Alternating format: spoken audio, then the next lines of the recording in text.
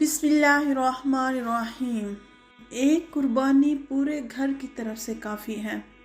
ام المؤمنین حضرت عائشہ صدیقہ رضی اللہ تعالیٰ عنہما فرماتی ہیں کہ رسول اکرم صلی اللہ علیہ وآلہ وسلم ایک مینڈا قربانی کے لیے لائے جو سیاہ رنگ کا تھا، پاؤں، پیٹ اور آنکھیں سیاہ تھی۔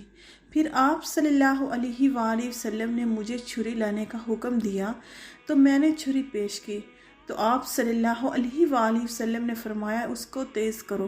میں نے اس کو پتھر پر رگڑ کر تیز کیا اور آپ صلی اللہ علیہ وآلہ وسلم نے مینڈے کو لٹا کر بسم اللہ واللہ اکبر پڑھا اور کہا، الہی قبول کیجئے میرے گھر والوں اور میری امت کی طرف سے۔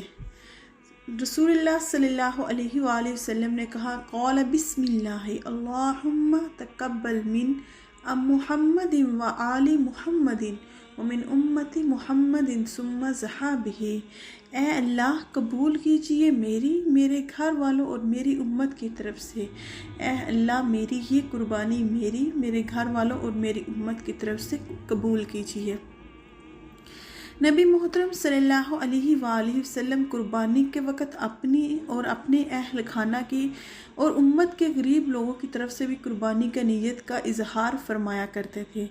اور دوسری روایت میں موجود ہے کہ آپ صلی اللہ علیہ وآلہ وسلم نے حضرت علی رضی اللہ تعالیٰ عنہ کو وصیت فرمائی کہ جب تک تم زندہ رہو اپنی اور میری طرف سے قربانی کرتے رہنا۔